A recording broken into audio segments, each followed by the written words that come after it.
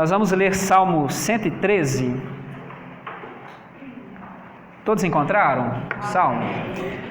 Diz assim para nós a palavra do Senhor: Aleluia! Louvai, servos do Senhor, louvai o nome do Senhor. Bendito seja o nome do Senhor, agora e para sempre. Do nascimento do sol até o ocaso, louvado seja o nome do Senhor. Excelso é o Senhor, acima de todas as nações, e a sua glória acima dos céus. Quem há semelhante ao Senhor nosso Deus, cujo trono está nas alturas, que se inclina para ver o que se passa no céu e sobre a terra? Ele ergue do pó o desvalido e do monturo o necessitado, para o assentar ao lado dos príncipes, sim, com os príncipes do seu povo.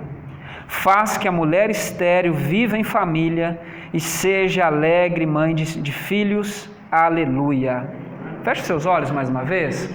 Pai, nós te agradecemos por esta palavra poderosa, esta palavra que é viva, eficaz e tem poder de mudar a nossa história, de fortalecer a nossa vida, de fortalecer a nossa fé. E nós agradecemos ao Senhor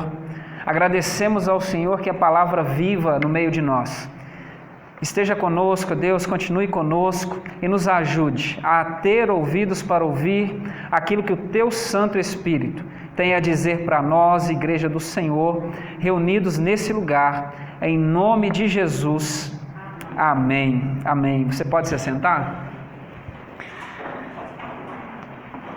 Aleluia. Aleluia. Essa é uma das palavras mais utilizadas nas nossas celebrações, é uma das palavras mais utilizadas nos nossos cultos, é uma das palavras que nós mais ouvimos enquanto igreja. Aleluia. Aleluia é uma palavra que, ao mesmo tempo que exalta o nome de Deus, que louva, louvado seja Deus, é uma palavra que nos convida a louvar a Deus. Ela é em si uma palavra de louvor, mas ao mesmo tempo ela se apresenta como uma espécie de convite a termos um tempo ou termos uma atitude de louvor a Deus. Nós acabamos de louvar ao Senhor e é o que esse salmo nos convida a fazer. Por isso esse salmo começa com esta palavra e finaliza-se com esta palavra. A primeira palavra do salmo, a última palavra do salmo é Aleluia. Aleluia. E todo um salmo convidando a nós, igreja, a nosso povo de Deus, a louvarmos ao Senhor. E é para nós motivo de urgência sermos um povo que louva ao Senhor, um povo que adora ao Senhor. E a adoração é um tema importante da nossa fé, é um tema importante da Bíblia Sagrada, tanto que, especialmente dentro do livro dos Salmos, e o livro dos Salmos, na verdade, é uma grande coletânea de textos, de canções, de versos. E dentro do livro dos Salmos mesmo, grande parte do livro dos Salmos são canções, salmos, expressões, versos de adoração a Deus.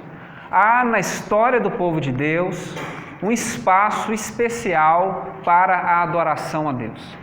Um espaço especial para louvor a Deus. Os salmos são canções, versos, expressões que eram cantadas, declamadas, recitadas. Os salmos têm uma espécie de fala ritmada, né? Na cultura nossa brasileira, que seria como se fossem as rimas, né? Mais específicas do Nordeste, aquelas falas cantadas, ritmadas. Marcas do povo de Deus. E é tão importante que o próprio Jesus, após a instituição da ceia, esse último momento, ele louva a Deus com um salmo. Ele se levanta e proclama salmos de adoração ao Senhor. Mas muito mais do que canções, momentos, o que o salmo nos convida é termos uma vida de adoração ao Senhor. Porque quando a gente fala de adoração, automaticamente nós pensamos em ministério de louvor, culto e um grupo específico que adora o Senhor. Isso é parte fundamental do culto, isso é parte fundamental da celebração, é algo singelo, generoso, maravilhoso, que nós enquanto igreja devemos desfrutar disso, mas a adoração ela não é um momento de louvor, um momento de música, e a adoração nem é música, Então eu sempre brinco, eu já falei isso com a Kátia, né?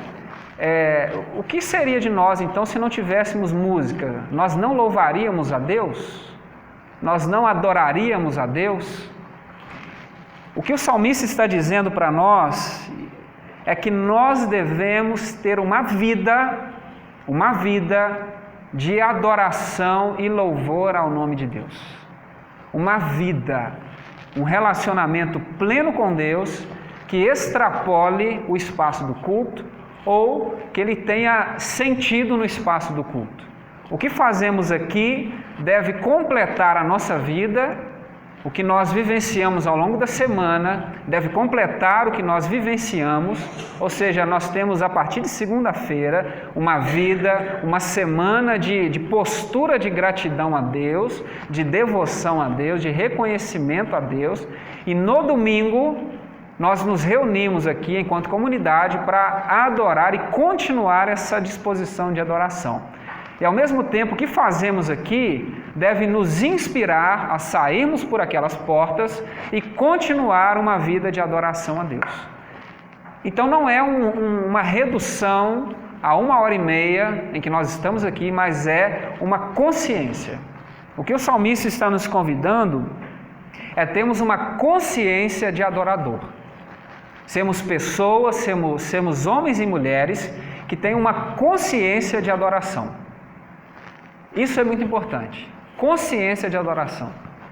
Então o salmista introduz o seu texto dizendo para nós que nós devemos adorar esse Deus, e o versículo 3 vai demonstrar essa consciência, do nascimento do sol até o seu findar, ou seja, é uma atitude constante, desde o momento que nós levantamos da nossa cama até o momento que nós deitamos na nossa cama, é nós termos essa consciência de adoração. Nós estamos em culto. A consciência do povo de Deus não é que, de tempos em tempos, nós interrompemos a nossa rotina, a nossa vida sem Deus, e corremos para um espaço sagrado para encontrarmos Deus que está, coitado, aprisionado lá, e eu só vejo Deus domingo à noite. Não, o que o salmista está dizendo é, do momento em que nós saímos da nossa cama, até o momento em que nós voltamos para a nossa cama, nessa metáfora, né? Ou seja, essa continuidade, esse dia a dia, temos uma postura, uma consciência de adoração. Isso muda completamente. Porque volta para nós uma dinâmica que Jesus trouxe de forma muito objetiva, muito clara, quando ele conversa com a mulher samaritana. Se você ainda não teve a experiência de ler esse texto, João capítulo 4, um texto em que Jesus encontra-se com uma mulher na região de Samaria, e na conversa, essa mulher vai tendo uma experiência de revelação, vai tendo uma experiência de transformação, e ao perceber que ela não está diante de uma pessoa qualquer, mas diante de um profeta, e em virtude do diálogo ela vai entender que Jesus é o Messias que o povo dela aguardava, ela faz uma pergunta: deixa eu aproveitar que eu estou na presença de alguém que tem esse espírito profético e tirar uma dúvida. Porque o meu povo diz que nós devemos adorar aqui, e ela está em Samaria, e em Samaria, por conta das divergências, dos conflitos entre judeus e samaritanos, em Samaria foi instituído um santuário, no Monte Garizim. E o povo samaritano, em resposta aos preconceitos dos judeus, começa a repetir a postura dos judeus. Deus não está lá, Deus está conosco. Porque esse povo judeu se perdeu, se corrompeu, e nós estamos com Deus. Então, se você quer ter uma experiência com Deus, esteja conosco aqui em Garizim. E ela diz isso para Jesus. E vocês, judeus, dizem que não, que Deus não está aqui em Garizim, em Samaria, que Deus está lá em Sião, em Jerusalém, no templo. Qual é o lugar de adoração? Há na consciência, até então, de que a adoração é uma questão geográfica. Geográfica. Esse diálogo acontece por volta aí do ano 30 a 33, século I, e nós estamos em 2019 e nós ainda apresentamos indícios de que a nossa adoração é baseada em consciência geográfica. Porque o que Jesus vai dizer para ela é: olha, vai chegar um tempo, corrigindo, já chegou esse tempo, em que os verdadeiros adoradores vão adorar ao Pai em espírito e em verdade. Então não é lá e nem aqui. Ou seja, chegará um tempo, e chegou comigo, eu, o Messias, inauguro esse tempo, em que a adoração não é mais uma questão de geografia, onde nós não temos que ir até o encontro de Deus, nós não temos que estar em um lugar consagrado a Deus, nós não temos que nos deslocar para termos um encontro com Deus, nós não temos que ir, nós temos que estar, ou melhor, temos que ser, estar em condição, não estar em algum lugar, temos que ser. Então o que Jesus está dizendo para ela é totalmente alinhado com o que o salmista está dizendo, porque para uma mentalidade que o salmista tem de sacrifícios anuais, peregrinações anuais, expiações anuais, dizer que devemos adorar a Deus do nascer do sol até o pôr do sol é uma atitude profética. Ele está dizendo que nós não dependemos e não podemos depender do domingo à noite, e não podemos depender de um ministério, de um pastor, de uma estrutura, para termos uma atitude de adoração. Porque Deus, o nosso Deus, está aqui agora conosco, porque nós, igreja, estamos reunidos aqui. Mas tem gente que acha que quando a gente vai embora, Deus tem um quartinho, né, lá atrás, ele tem uma suíte, e ele fica ali aguardando até... Quem vier terça-feira vai ver Deus, né? Quem não vier, só domingo à noite. Só domingo à noite. Ele vai ficar lá vendo o Fantástico, né? E vai pegar a programação, Netflix, né? Para não morrer de tédio. Porque até a gente voltar aqui, o que Deus vai ficar fazendo? Ele está aqui. E é uma consciência profética. E a mesma da qual Jesus está compartilhando e trazendo para ela. Olha, você não depende mais. Porque Deus não está aprisionado. Não há uma forma de aprisionar Deus em lugares, em momentos. De Deus é a terra e de Deus é o tempo. Ele está acima de todas as coisas. E por isso o salmista vai dizer para nós que um dos motivos de adorarmos a Deus é exatamente isso. Versículo 4: excelso é o Senhor, acima de todas as nações, e a sua glória acima dos céus. Quem há semelhante ao Senhor nosso Deus, cujo trono está nas alturas, que se inclina para ver o que se passa no céu e na terra? O salmista está dizendo para nós que a consciência da adoração passa por uma experiência de conversão. Quando o nosso coração e a nossa mente se abrem para a revelação e para a dimensão desse ensino da palavra de Deus para nós. Então o que ele está dizendo é: nós temos e precisamos adorar a Deus, porque nada e ninguém se compara a esse Deus. E é bonito pensar que ele coloca do nascer do sol até o findar-se do dia, ou seja, uma atitude diária de adoração, e aí ele emenda dizendo que não há ninguém ou nada semelhante a Deus, porque o que está em jogo nesse salmo é, vamos dizer, a grande pedra no sapato de Israel e da igreja: idolatria. Idolatria. Quando nós não temos a consciência de que Deus está acima de tudo, de que Deus é incomparável, que não há nenhum outro ser ou nenhum outro bem que seja maior do que Deus, quando nós não temos essa consciência, nós corremos o risco de devotar a nossa fé, a nossa confiança e até mesmo os nossos louvores a coisas, pessoas ou até a nós mesmos. Porque a gente tem aquela sensação, sabe, vai dando aquela coceirinha lá no coração, de que no fundo nós vencemos, na verdade, porque eu sou bom mesmo, né? Eu estudei demais, né? Eu tenho muita experiência, eu trabalho nesse negócio há 30 anos, né? Então eu sou bom mesmo nesse negócio. Eu consigo, né? Eu fui bem educado, eu tenho pedigree, né? Eu já li a Bíblia várias vezes, eu estudei, eu fui, eu fiz. Ou eu tenho. Deu certo porque eu tenho. Se eu não tivesse isso, não teria dado certo. E das formas mais sutis, nós vamos sendo seduzidos. E aí a gente para de devotar a nossa glória, o nosso louvor a Deus nas pequenas coisas do dia a dia, porque nós não conseguimos ver Deus nas coisas ordinárias, nas coisas do dia a dia, nas coisas comuns. Você acha que você acorda, toma café, vai trabalhar e volta, e você acha que isso é a maior chatice do mundo.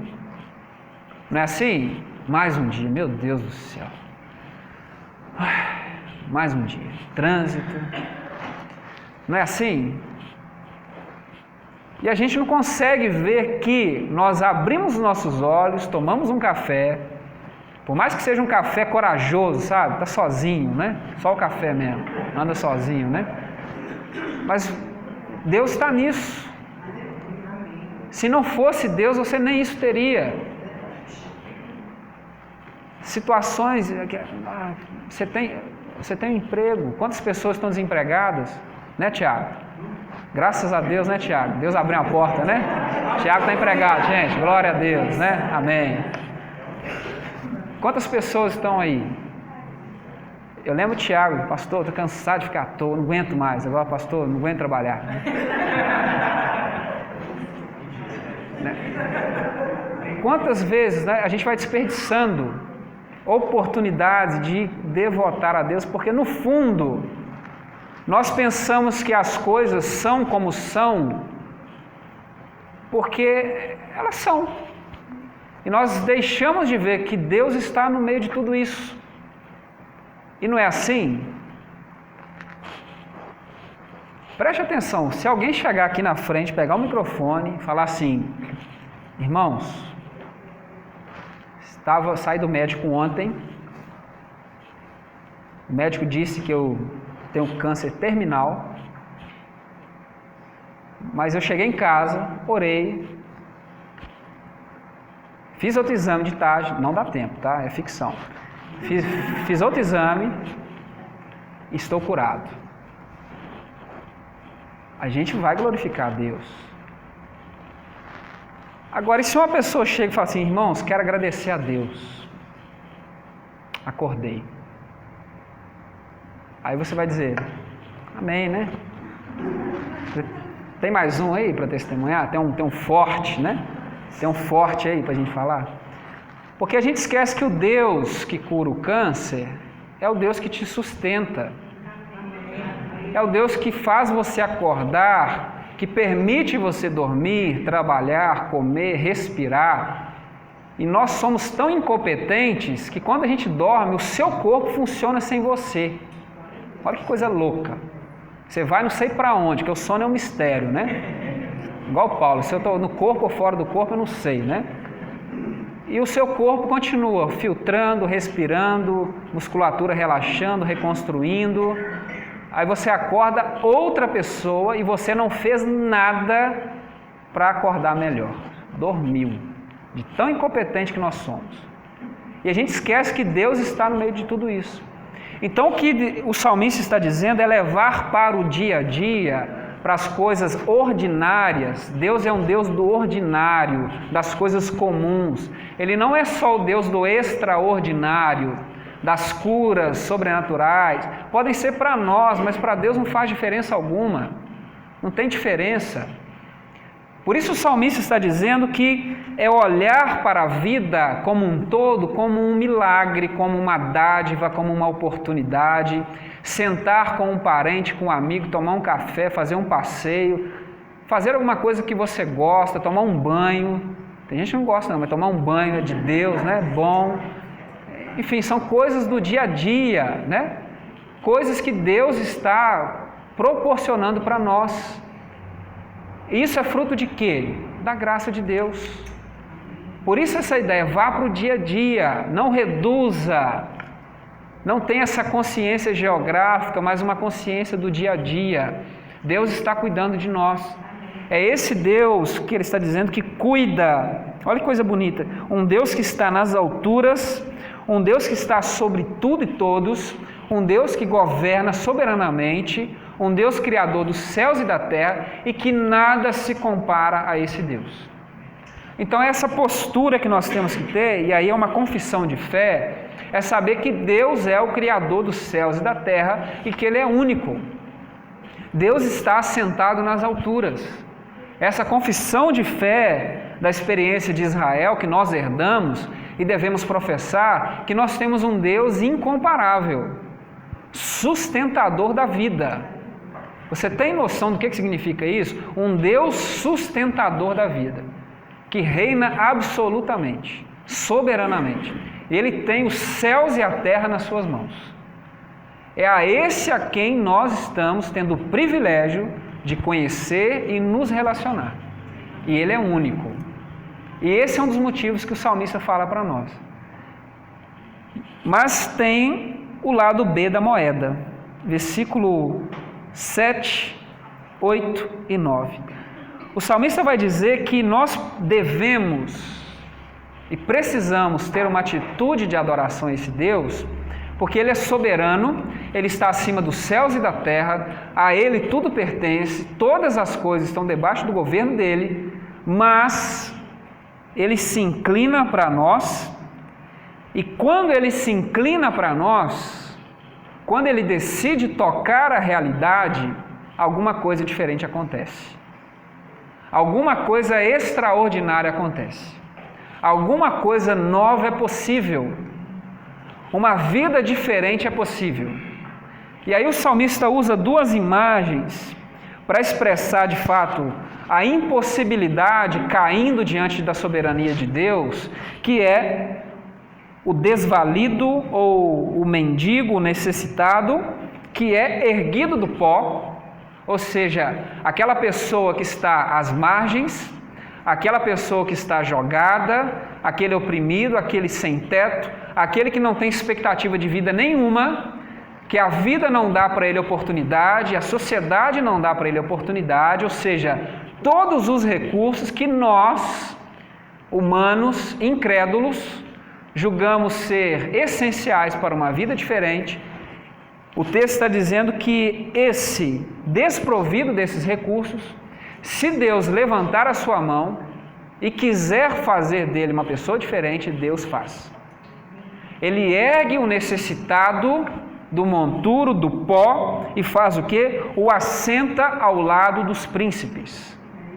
Faz com que este excluído, subjugado, alienado, alguém destinado para a morte, passe de uma forma extraordinária a experimentar uma vida diferente. O que o texto está dizendo é, por que nós devemos adorar a Deus? Porque Ele muda a nossa sorte. Nós estamos diante de um Deus que muda a nossa sorte.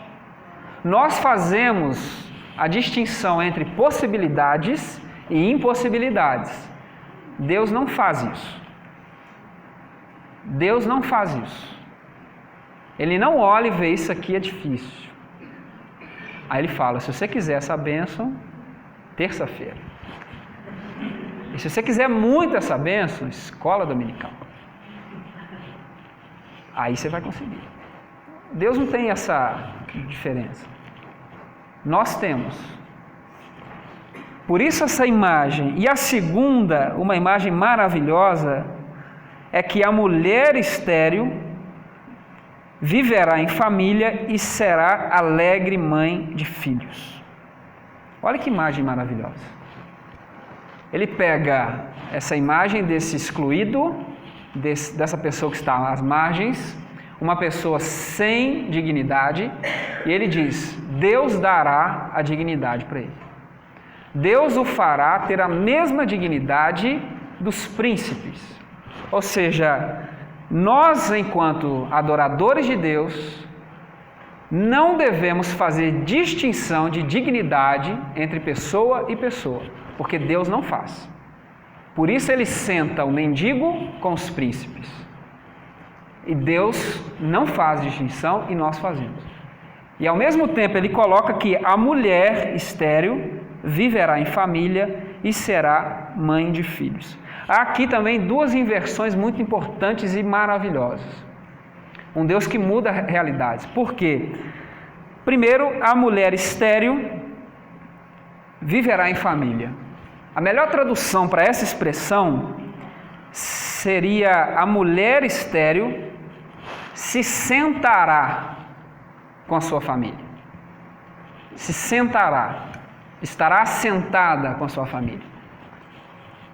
Não simplesmente viver em família, como se ela não tivesse uma família e agora ela pudesse ter uma família. Mas o que está em jogo aqui é que quando Deus toca, tanto as relações, como ele usa, sociais, externas, são alteradas, porque nós vamos para o mundo e independente de como o mundo olha para as pessoas, age, faz, nós lá no trabalho, no nosso dia a dia, nós tentamos viver e fazer e olhar como Deus olharia. No nosso espaço mais íntimo, isso também acontece. Porque a mulher, no mundo antigo, a mãe, a esposa, ela não tinha a mesma dignidade do marido e dos filhos. Então era o papel dela servir a refeição ao marido e os filhos e comer depois, e principalmente de forma separada. Ela era como que um objeto e uma escrava dentro de casa. E aí o que o texto está dizendo é que quando Deus toca, as relações mais íntimas também são transformadas. As relações no nosso íntimo, e talvez as mais difíceis, né? Porque às vezes nós somos muito mais fortes para o testemunho, principalmente no nosso tempo, né? Das selfies. Porque na verdade, como Mateus 6 vai dizer, nós não estamos fazendo para Deus. Nós queremos é que as pessoas pensem que nós amamos a Deus. É mais importante que as pessoas pensem que eu amo a Deus do que amar a Deus de fato. Então, se as curtidas, os aplausos, o reconhecimento social veio, basta. Aí a gente vai para o nosso íntimo e há um abismo. Então, o que o salmista está dizendo é que o Deus que muda as relações exteriores, que muda a nossa forma de viver lá fora, deve ser o mesmo Deus que está conosco nas nossas relações mais íntimas. Mais íntimas. Você e a sua família, você e os seus, mas você consigo mesmo. As nossas relações mais íntimas. E aí a mulher, tocada por esse Deus maravilhoso, ela senta-se com a sua família. Ela recebe a dignidade. As relações mais íntimas também tornam-se igualitárias. Não existe melhor ou pior. Todos se assentam à mesa. Não existe digno e indigno. Ela não é uma escrava, ela se assenta conosco. Ela se assenta. Ela recebe a dignidade e aí, num tom transformador, nesse exemplo, ela se torna mãe de filhos. Ou seja, mais uma vez, as impossibilidades caem diante do poder de Deus. Então o salmista está dizendo para nós que esse Deus está no céu, Ele é soberano, todo o governo está nas mãos dEle e por isso nós devemos adorá-lo, por isso nós devemos devotar a Ele toda a nossa gratidão, temos essa atitude de graça, de confiança, de amor, mas esse Deus soberano do céu, poderoso, esse Deus que está lá em cima, esse Deus que está no trono, Ele não está somente no trono, Ele vem até nós. Ele anda conosco, Ele se preocupa com a nossa situação. O olhar de Deus está atento, tanto nas nossas dificuldades externas, quanto nas nossas dificuldades internas, nas relações maiores, menores, ou seja, Deus está conosco em plenitude. E esse Deus transforma a nossa vida por completo. Ele não é um Deus afastado, Ele é um Deus de perto. Ele é soberano, mas Ele se preocupa com as nossas dificuldades. Por isso o salmista está dizendo que, aleluia, louva esse Deus, porque Ele é maravilhoso, Ele é incomparável. É o Deus que criou os céus, a terra, as estrelas, os astros, controla as órbitas. É um Deus que está no universo macro, no universo micro, dentro das células. É o Deus criador de tudo e é o Deus que se preocupa com as suas coisas que você julga menos importantes. Aquilo que você talvez pense, será que Deus realmente está interessado nisso? É um Deus que tem essa capacidade de ir ao ambiente maior e ao ambiente menor. E é esse Deus que o salmista está apresentando para nós, e é esse Deus que é encarnado em Jesus, porque Ele tem todo o poder, Ele tem toda a majestade, nós acabamos de cantar aqui. O que Ele faz? Ele abre mão disso tudo e vem ao nosso encontro para que pudéssemos viver um relacionamento pleno com Deus, conhecer essa glória desse Deus maravilhoso, mas não é uma glória afastada, mas uma glória que nos glorifica enquanto criaturas de Deus e nos transforma em seres humanos melhores. Essa glória, não para a nossa glória pessoal, mas compartilha a glória de Deus em nós, para que Deus seja glorificado em nós, através daquilo que Ele faz em nós, de uma vida abundante.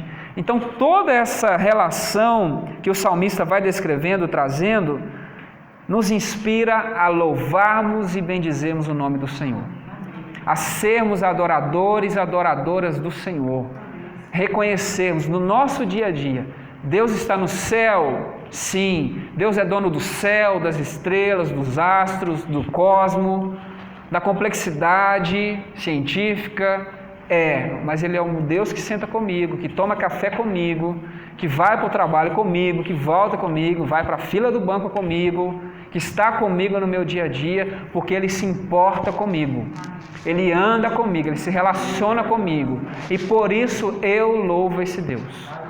Eu não encontro Ele domingo à noite. Domingo à noite eu encontro com o meu irmão para celebrar o que Ele tem feito na nossa vida. Mas Ele vai comigo. Na hora que o pastor impetra a bênção, Ele está comigo no portão. Vamos embora. E vai comigo, me guardando e celebrando o dom da vida. E Jesus é esse Deus. Um Deus que anda conosco, que peregrina conosco, que vai andando conosco. Por isso, meu irmão, minha irmã, louve ao Senhor. Adore ao Senhor. Não espere oportunidades. Não espere momentos que você julga ideais, propositais para você adorar. Fuja desses estereótipos. Fuja. Tenha uma vida de adoração. Tenha uma vida, uma constância. Não espere um momento. Viva em adoração. Agradeça a Deus pelas coisas que você tem. E viva sabendo que não há impossibilidades para Deus. Não há. Nós estamos diante de um Deus maravilhoso. E esse Deus veio até nós por meio de Jesus e coloca uma mesa para nós e nos faz sentar com dignidade. Nós encontramos a nossa dignidade em Jesus Cristo. Ele nos convida a sentar com Ele. Fazer de nós, homens e mulheres, com a dignidade de príncipes desse mundo. Homens e mulheres que o mundo honra, nós não precisamos disso. Nós somos honrados pelo que Jesus fez na cruz. A dignidade que nós precisamos não vem do dinheiro, do status, do título, dos bens, vem do Senhor, que fez o céu e a terra. Queria te convidar a se colocar de pé. Eu quero orar por você. Como nós dissemos, hoje é uma noite especial para nós, porque nós temos a celebração da ceia do Senhor. Eu queria que você fechasse os seus olhos.